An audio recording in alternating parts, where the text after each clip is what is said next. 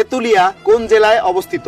1 number Lalmonirhat, 2 number Panchagarh, 3 number Joypurhat. এই প্রশ্নের উত্তরটা আজকে যে দিতে পারবে তাকে আজকে দেওয়া হবে 4000 টাকা। তো আপনি কি পারবেন? জি আমি পারবো। আপনার নাম? অন্তরা ইসলাম। তন্তরা, আমার প্রশ্নটা আরেকবার মনোযোগ দিয়ে শোনেন। আচ্ছা। তেতুলিয়া কোন জেলায় অবস্থিত?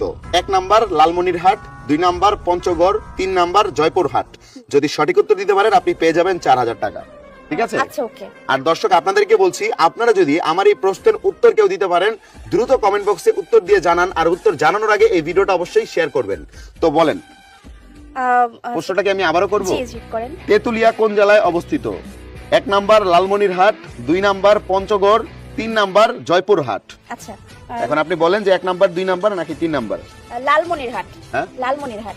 লালমনিরহাট। জি শিওর? হ্যাঁ শিওর। কিভাবে মনে হচ্ছে। মনে হচ্ছে?